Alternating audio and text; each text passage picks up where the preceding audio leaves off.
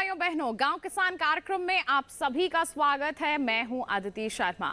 बताएंगे आज आपको कि कृषि जगत में सकारात्मक बदलाव के लिए किस तरह की गतिविधियां हो रही हैं हमारे तीनों सेगमेंट्स के जरिए। हमारे तीनों सेगमेंट्स हम लेकर आए हैं आपके लिए, खेती किसानी, हमारा पशुधन और कामयाब किसान की दास्तान। तो फिर आइए आज के कार्यक्रम की शुरुआत करते हैं।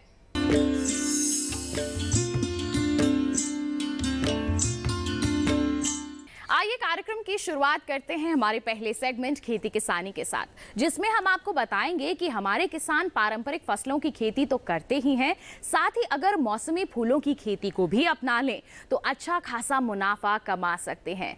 तो इस दिशा में किस तरह के कार्य आपको करने की जरूरत है, आइए जानते हैं हमारे सेगमेंट में। बढ़ते फूलों के उपयोग ने फूलों की खेती को एक बड़ा व्यवसाय का रूप दिया है। फूलों की खेती मौजूदा दौर में फायदे का सौदा है। यही कारण है कि किसान पारंपरिक खेती के साथ साथ और इसके अलावा भी फूलों की खेती का रुख करने लगे। हमारे देश में देसी विदेशी हर तरह के फूलों की खेती की जाती है। हालांकि पहले सिर्फ 3000 हेक्टेयर क्षेत्र में ही फूल उगाए जाते थे, लेकिन अब दायरा बढ़कर 3 लाख हेक्टेयर हो चुका है। ये बढ़ा हुआ आंकड़ा बताता है कि किसान फूलों की खेती में खासी दिलचस्पी ले रहे हैं। हालांकि इस ओर सरकार के प्रयास भी काफी कारगर साबित हुए हैं, जिसमें सबसे अहम रोल है एकीकृत बागवानी विकास मिशन का। एकीकृत बागवानी विकास मिशन का किसानों को ज्यादा से ज्यादा लाभ मिल सके, इसके लिए किस क्षेत्र में कौन सी फसल बेहतर ढंग से ली जा सकती है, इसके संबंध में किसानों को जानकारी तो दी ही जाती है, साथ ही प्रशिक्षण भी दिया जाता है, जिसमें किसान या बागवान कम से कम खर्च और सीमित संसाधन में बेहतर उपज पा सकें। प्रशिक्षण में किसानों को प्रचलित फसलों से हटकर खेती करना सिखाया जाता है, जिसमें तकनीकी जानकारी के साथ साथ क्षेत्र विशेष के हिसाब से छोटी से छोटी जानकारी दी जाती है। इस योजना के क्रियान्वयन के बाद भारत में सब्जी, फलों और फूलों के उत्पादन के साथ ही निर्यात का दायरा भी काफी बढ़ा है। यदि हम फूलों के क्षेत्रफल की बात करें और यदि हम पिछले एक 40-50 वर्षों पुरानी बात करते हैं तो कभी फूलों के अंदर 3000 हेक्टेयर क्षेत्रफल था, जो कि आज बढ़कर लगभग 3 लाख हेक्टेयर पर पहुंच चुका है। तो फूलों का दायरा तो बड़ा है और इसके बढ़ने के बहुत सारे कारण हैं। सबसे महत्वपूर्ण कारण है भारत सरकार की जितनी भी स्कीम्स हैं, उनके चलते क्षेत्रफल और उत्पादन बढ़ाने के लिए जो हमारी सेंटर सेक्टर स्कीम है MIDH, mission for integrated development of horticulture, जिसको NHM भी बोला जाता है, जिसके प्रति किसानों को आर्थिक अनुदान देकर पूरे भारतवर्ष में क्षेत्रफल और जो हमारा उत्पादन है फूलों का, उसको बढ़ाने का भारत सरकार ने भरपूर प्रयास किया है। देखिए कि फूलों का मुनाफा अच्छा हो तो फूलों की एक तो गुणवत्ता बहुत ही बेहतरीन होनी चाहिए और उनका बाज़ार भी आपको तुरंत मिलना चाहिए। फूलों को एक कैश क्रॉप के तौर से देखा जाता है और बहुत सारी हमारी खाद्यान्न फसलें हैं, उनसे यदि हम इसकी तुलना करते हैं तो फूलों में बहुत सारा मुनाफा ज़्यादा है और फूलों से नगद आय किसान को मिलती है, जिससे किसान की भी अर्थव्यवस्था सुधरती है और भारतवर्ष में भी जो हमारा फूलों के प्रति जो एक्सचेंज है, जो बाहर विदेशी मुद्रा है, वो भी आती है। तो हम आयात करके या निर्यात करके भी फूलों में काफ़ी पैसा कमा सकते हैं। इस तरह मौसम और बाजार की मांग को ध्यान में रखकर की गई फूलों की खेती किसान को अच्छा मुनाफा देने में सहायक सिद्ध हो सकती है। किसान भाइयों बहनों, अभी आपने जाना मौसमी फूलों की खेती के बारे में। इसी के साथ कार्यक्रम में वक्त हो चला है एक छोटे से ब्रेक का। आप कहीं मत जाइए, ब्रेक के बाद हम आपको दिखाएंगे हमारा अगला सेगमेंट। बने रहिए दूरदर्शन किसान पर, देखते रहिए हमारा कार्यक्रम गांव किसान। जानेंगे क्या है किसानों का हाल, हम पहुंचेंगे आपके गांव, मिलेगा सरकारी योजनाओं का ज्ञान, जब लगेगी चौपाल।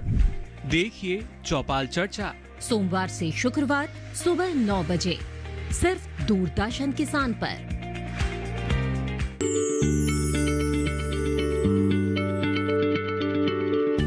क्या आप किसी बीमारी से परेशान हैं? चाहते हैं डॉक्टर की सलाह?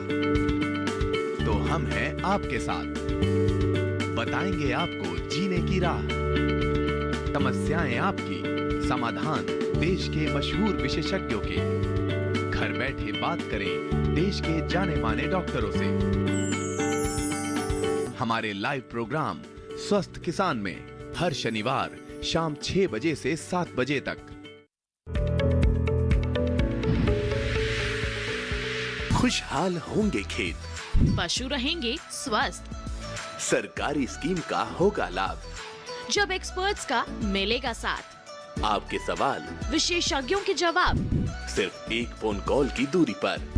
देखिए किसानों का अपना प्रोग्राम हेलो किसान, सोमवार से शुक्रवार शाम 6 बजे से सिर्फ दूरदर्शन किसान पर।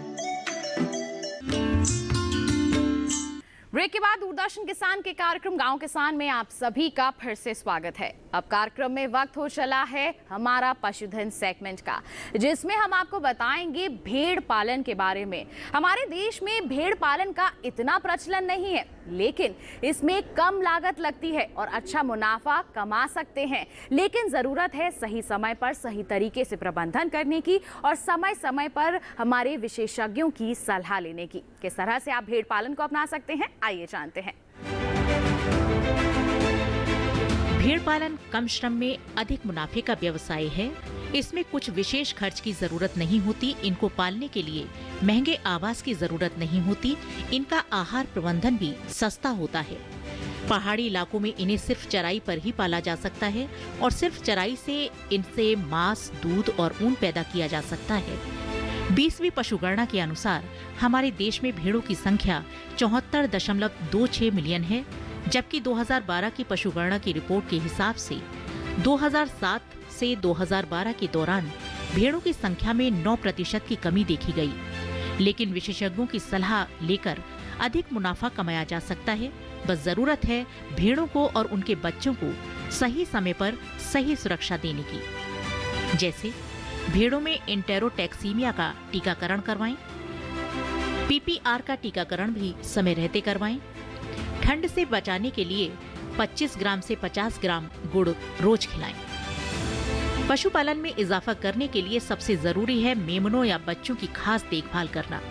मेमनों को सही सुरक्षा देने से इनकी संख्या में आसानी से बढ़ोतरी होती है, लेकिन इसके लिए बहुत सी बातों का ध्यान रखना होता है। मेमनों को बारिश में भीगने से और ठंड से बचाने के इंतजाम करने चाहिए, क्योंकि ऐसा न करने से निमोनिया का खतरा बढ़ जाता है और मौत भी हो सकती है। इसके अलावा मौसम में बदलाव होने पर बच्चों के आहार में तब्दीली करना आवश्यक हो जाता है। और क्या करें, इस बारे में बता रहे हैं विशेषज्ञ डॉक्टर KNL पाठक। सवाल ये बनता है कि भेड़ों के लिए क्या बीमारियां होती हैं और उनका रखरखाव जो है हमारे किसान भाई कैसे करें? हाँ बिल्कुल, भेड़ भी उसी तरह से जैसे अन्य पशुओं को रोग होता है, वैसे ही भेड़ों में एक एंटेरोटॉक्सीमिया करके एक रोग होता है। ये एंटेरोटॉक्सीमिया की एक अच्छी बात यह है कि इसकी वैक्सीन अवेलेबल है। इस रोग से भेड़ों में बहुत ज़्यादा मृत्यु हो जाती है, तो भेड़ों का आप ध्यान रखिए कि एंटेरोटॉक्सीमिया की वैक्सीन आपने लगवाई है कि नहीं लगवाई है, वो जरूर लगवानी चाहिए। साथ ही साथ जहाँ भेड़ जो है, क्योंकि भेड़ ज़मीन से बहुत नज़दीक से चरती है, आपने देखा है उसको, तो बहुत सारे उसके पेटे कीड़े भी हो जाते हैं। भेड़ में बहुत सारे पेटे कीड़े होते हैं, खासकर एक हेमोंकस नाम का कीड़ा होता है, वो जो भेड़ है उसके खून को चूसता है वो। तो इसलिए आपको उसको भेड़ को हमेशा जो है 3 या 4 महीने के बाद जो है पेटे कीड़ों की दवा जरूर पिलाते रहें। जी। इस तरह से कुछ खास बातों का ध्यान रखकर पशुपालक अपने पशु को सुरक्षा आवरण दे सकते हैं, साथ ही नुकसान की आशंका से बचा जा सकता है।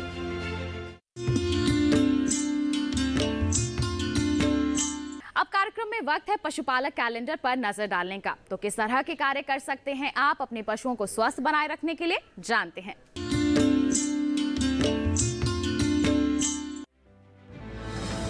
सर्दी के मौसम में गाय और भैंस के ब्याने की संभावनाएं ज्यादा रहती हैं।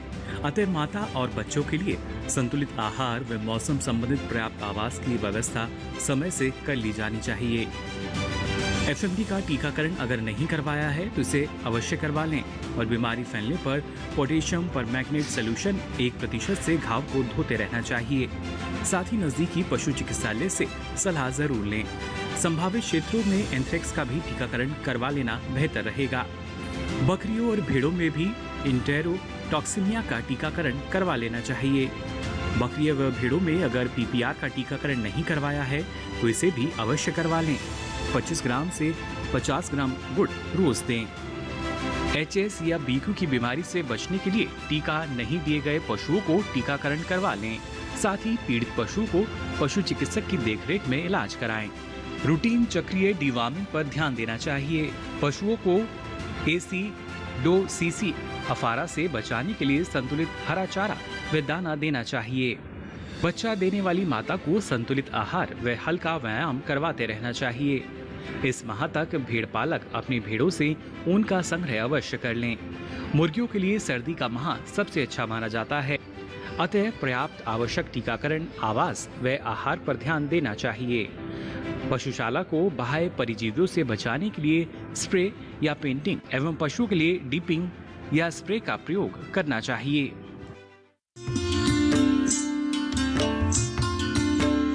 इसी के साथ कार्यक्रम में वक्त हो चला है एक और छोटे से ब्रेक का। आप कहीं मत जाइए, हम जल्द ही हाजिर होंगे। बने रहिए दूरदर्शन किसान पर, देखते रहिए हमारा कार्यक्रम गांव किसान।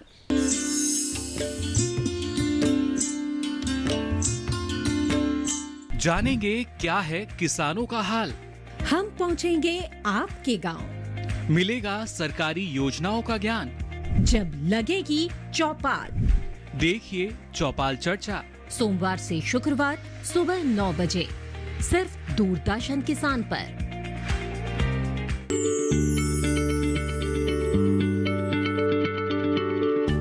क्या आप किसी बीमारी से परेशान हैं? चाहते हैं डॉक्टर की सलाह? तो हम हैं आपके साथ, बताएंगे आपको जीने की राह। समस्याएं आपकी, समाधान देश के मशहूर विशेषज्ञों के। घर बैठे बात करें देश के जाने माने डॉक्टरों से। हमारे लाइव प्रोग्राम स्वस्थ किसान में हर शनिवार शाम 6 बजे से 7 बजे तक। खुशहाल होंगे खेत, पशु रहेंगे स्वस्थ, सरकारी स्कीम का होगा लाभ, जब एक्सपर्ट्स का मिलेगा साथ, आपके सवाल विशेषज्ञों के जवाब, सिर्फ एक फोन कॉल की दूरी पर।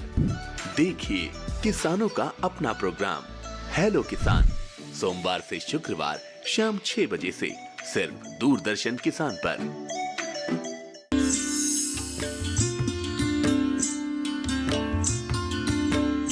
ब्रेक के बाद दूरदर्शन किसान के कार्यक्रम गांव किसान में आप सभी का फिर से स्वागत है।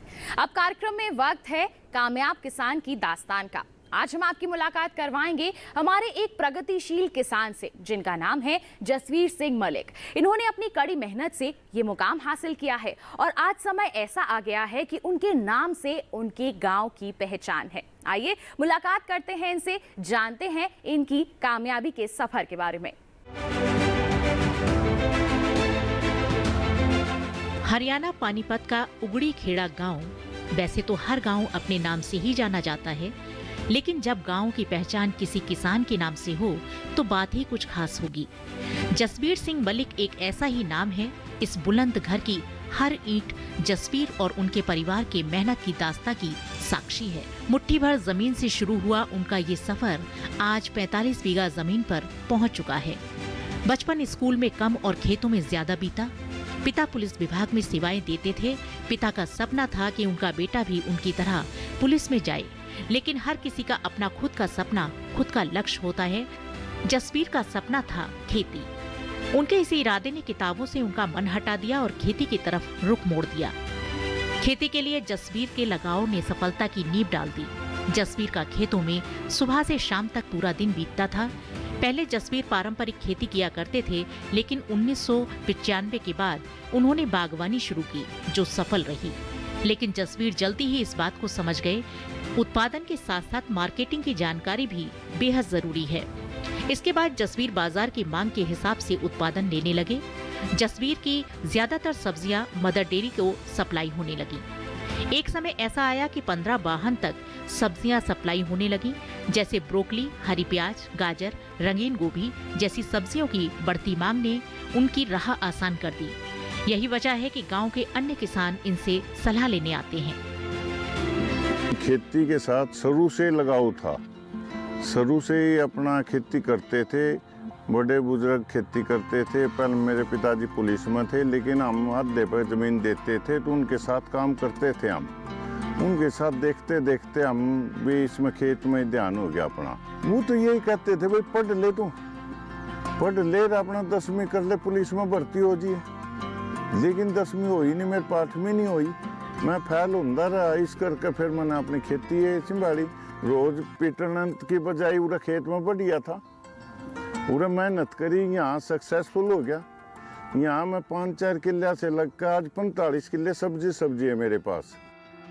हम मेहनत बहुत करते थे, सवेरे से शाम तक खेत में रहते थे, अपनी मेहनत करते थे। और अब तो क्या है, लेबर हो गई है जी, लेबर के साथ इनको देखना बढ़ने का काम हो गया है। वरना पहले तो मैंने पूरा दिन कस्सी खार में काम करते थे, पूरे खेतों में खार डालना, अच्छी पैदावार लेनी।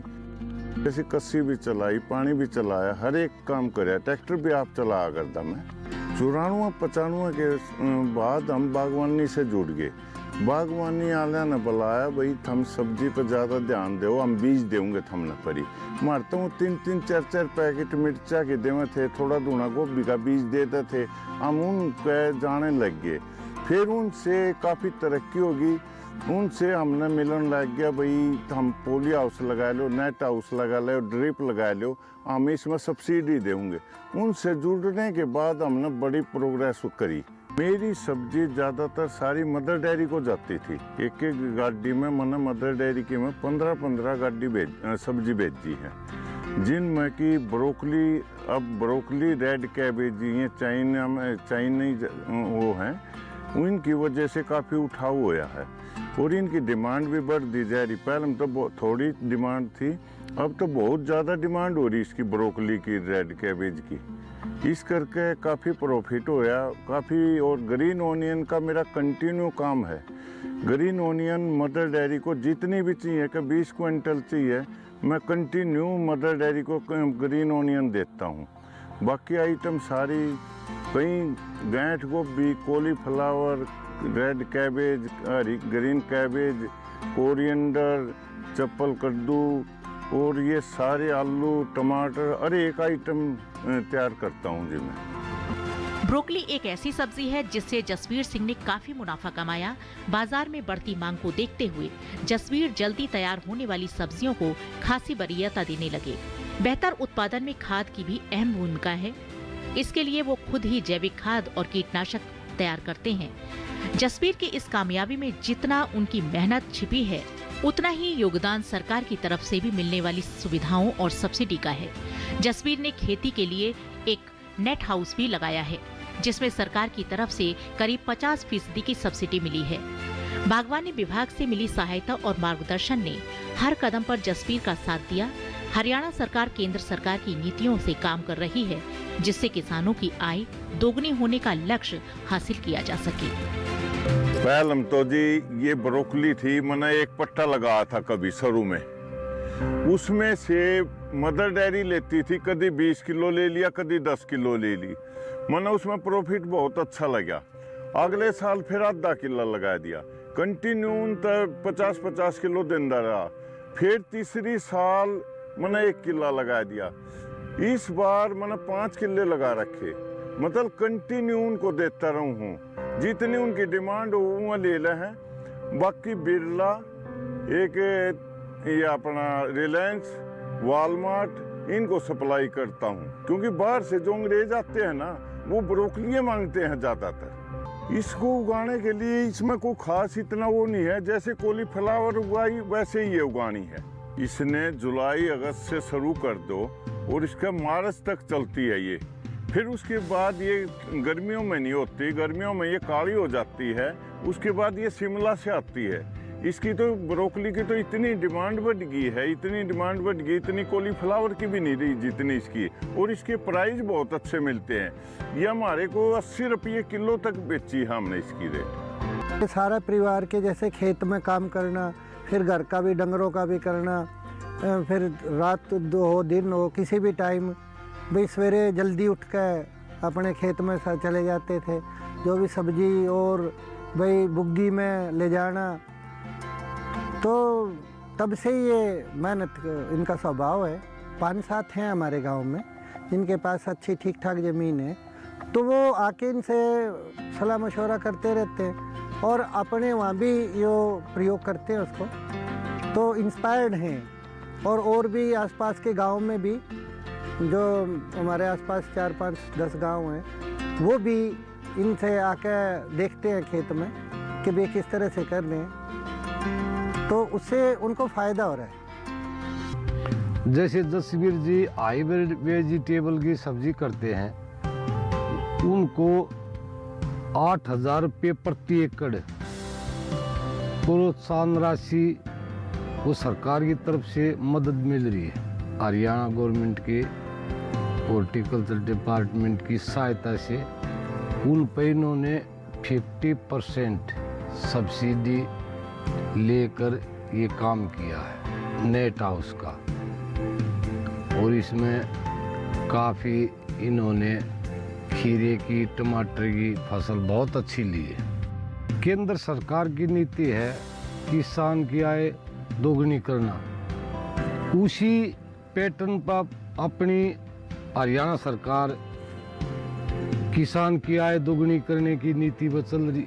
जैसे बागवानी में सब्जी का, फूलों का, ये नेट का और दूसरे अपने खुम्बे वगैरह का काम आता है, वो इन सब काम को करते हैं और सरकार की तरफ से इनको अलग अलग उसमें अलग अलग सहायता मिलती है। तो किसान भाइयों बहनों, ये थे हमारे आज के कामयाब किसान। हम उम्मीद करते हैं कि इनकी कामयाबी को देखकर आप भी इनसे जरूर प्रेरित होंगे और अपनी खेती किसानी को निश्चित तौर पर ही उन्नत बनाएंगे। इसके साथ एक विशेष जानकारी आपको दे दें, हमारा ये कार्यक्रम आप हमारे YouTube चैनल के जरिए भी देख सकते हैं। टीवी स्क्रीन पर एक QR कोड आपको दिखाया जा रहा है, इसे आप जल्दी से स्कैन कर लीजिए और किसी भी समय देख सकते हैं आप हमारा ये कार्यक्रम। गांव किसान, कृषि जगत और पशुपालन से जुड़ी अहम जानकारियां हासिल कर सकते हैं। तो बस आज के लिए इतना ही, अगले अंक में मुलाकात होगी। तब तक के लिए हमें दीजिए इजाजत। आप बने रहिए दूरदर्शन किसान पर। नमस्कार।